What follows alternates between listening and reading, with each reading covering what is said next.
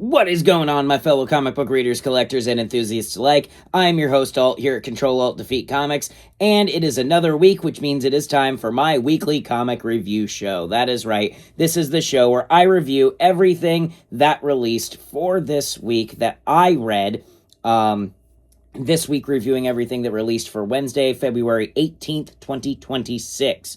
So yeah, I've got a pretty nice sized little stack here, and some of these stories are phenomenal. So before we get on into this, let's go ahead and just issue our spoiler alert, spoiler warnings, right here, right now, for anything that released Wednesday, February 18th, 2026. If you do not want any of these books spoiled for you, if you don't want to hear my in-depth thoughts, opinions, and reviews on these individual issues that released from the previous week, and you just want to find out what I picked up, then go ahead and check out my new Comic Book Day vlog, link in the description down below.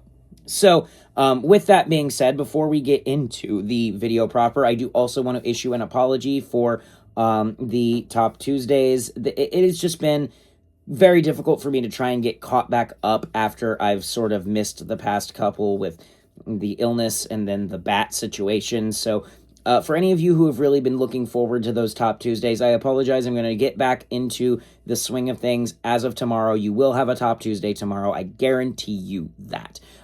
So with that being said, let's go ahead and, again, spoiler alert here for the rest of this video. But if you don't want to, know all my thoughts and opinions, you don't want the spoilers, go ahead and click off this video now. I will not be offended in any way, shape, or form.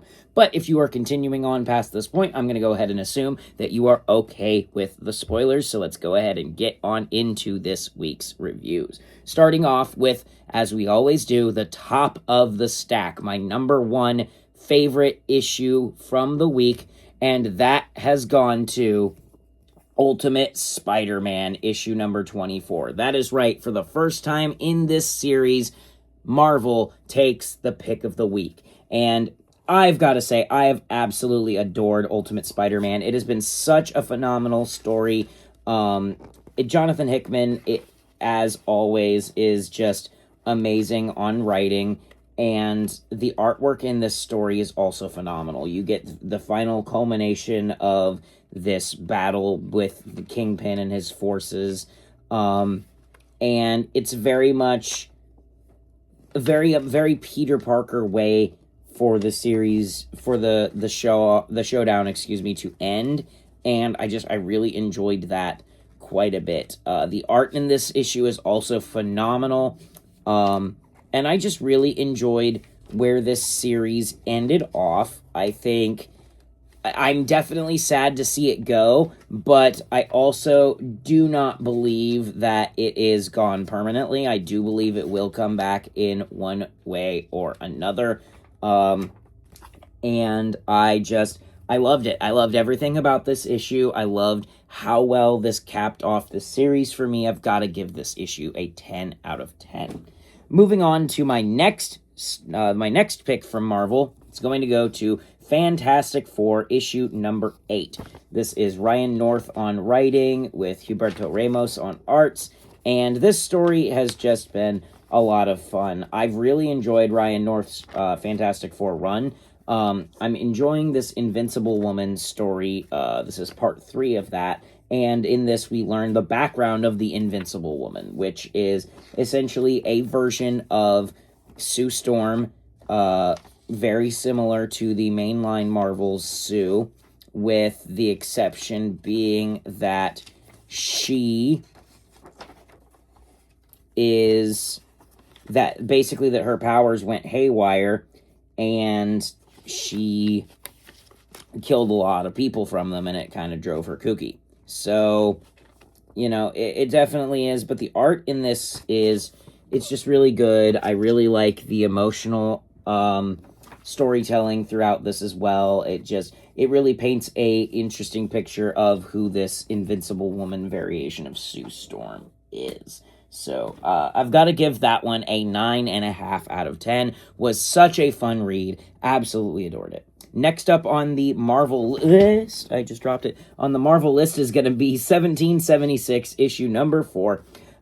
This is J. Michael Straczynski writing, and Sean Damian Hills on arts, and this story is a lot of fun. I mean, again, it is essentially just the Marvel, a bunch of Marvel heroes participating in the American Revolution, trying to stop a witch from changing the outcome of the American Revolution. And in this issue, we get Peter Parker getting the bullet that he took for a soldier taken out of him, and we find out that the soldier that he saved was a distant relative of his.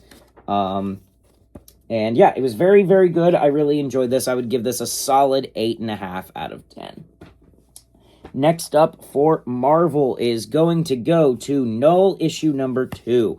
I loved this. I'm a huge fan of Knull.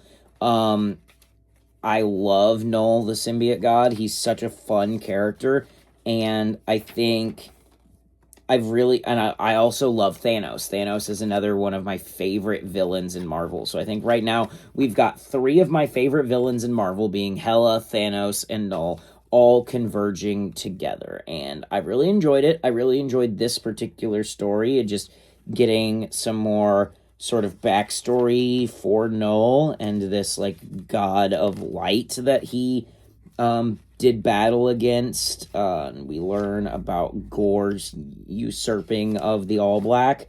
And it was just a lot of fun. I really enjoyed this a lot. I've got to give this one a solid 8 out of 10. Next up, the second to last for Marvel is going to Dungeons of Doom issue number 2. I enjoyed this one a lot. This story, again, my same complaint as I had the last issue of Dungeons of Doom. It's not as Dungeons and Dragons-y as I was kind of expecting. I'm not gonna lie, I really was hoping for a very D&D inspired, like, dungeon delve with monsters and magic items and whatnot, and that's just not what we ended up getting, and that's just kind of disappointing. But overall, I enjoyed this story. I think it's good. I think the team on this is doing a lot of setup for the Armageddon event, which is sounding pretty cool. So I'm going to go ahead and give that one a 7 out of 10. And finally, for us, the last of the stack for Marvel this week is going to go to Doctor Strange, issue number 3. I'm not the most familiar with the Asgardian mythos in Marvel Comics, so a lot of what's been going on with him as the Asgardian Sorcerer Supreme has kind of gone over my head a little bit, and it just hasn't been as much my cup of tea. This whole, like, war in heaven and, like, whatnot. I really want Doc Strange to get back to Earth, really bad. So, but I still thought it was an enjoyable read. I'm just really hopeful that this series brings Doc Strange to Earth proper soon. Overall, though, gonna go ahead and give this one a 6 out of 10. That is it for the Marvel books. Now, next up on the list is not DC. That's right, DC is actually on the bottom of the list this week, because next up we have our independent comic books. We have got G.I. Joe issue number 19. We have got one issue to go till our big meeting between the Joes and the Transformers. This is our big crossover event that I've been really, truly waiting on, and I've been really waiting for Duke to learn what's been going on with, oh my gosh, what's his name? Wild-Eyed? Something like that, Wildside? The Transformer that has been secretly, Hound is his name. I was completely wrong. The Transformer that's been working with them without Duke knowing about it. And I've been waiting for these two to come face to face with each other. Absolutely enjoyed this. This issue is an absolute 10 out of 10. This is my number 2 pick for the week. This was such a good read. I loved it. Could not get enough of it. Next up on the Independence list is going to go to Exquisite Corpses issue number 10. Exquisite Corpses has been a lot of fun. Jordi Belair and James Tynion IV, with art by Mariana Ignazi and Michael Walsh. this story's just a lot of fun. I really enjoy it. I've been enjoying collecting all of my various trading cards from the thing. But this one in particular, I was not expecting to see Rascal Randy return, and I'm really, really happy to see Rascal Randy is back. He is one of my favorites. He's not my pick for the finale. My pick is the Fox Mask Killer still. But I am really happy to see that Rascal Randy is still in it. So, really enjoying this so far. It is still being called Book 1, Season 1, excuse me. If you see here, it's still being titled as Season 1, so I'm imagining after maybe issue 12, we might get a little bit of a break, but this story has been a lot of fun. Loved this. Gonna go ahead and give this one a 9.5 out of 10. Such a phenomenal read. Now, we are going to move on to DC. Now, DC is not doing bad. Just because they are the bottom of the list does not mean they're doing bad. In fact, they have my number 3 of the week, and that is going to Absolute Batman issue number 17. The premiere of our Absolute Poison Ivy, the true introduction of her character. We get to learn a lot of her backstory, and I did enjoy this quite a bit. It was a lot of fun. The art in this is just gorgeous, absolutely just beautiful. And I really enjoyed it. Now, I will say this arc is going to have a lot to live up to. Just because it's following the Bane arc, and the Bane arc was just so good. But that is why this is only my number 3 of the week instead of my number 1, honestly, as it's still a great start to a new arc, but I just don't feel like I'm as hype about it as I was for the Bane arc. So that is why it's still getting a 10 out of 10, and it is still my number 3 for the week. Although it came really close between that and Exquisite Corpses. Exquisite Corpses almost knocked Absolute Batman off this list, which is heresy, I know, but... and then DC only had one more book that I picked up this week that I read, and that was Teen Titans, well, not Teen Titans, excuse me, just Titans, issue 32. This is an okay series.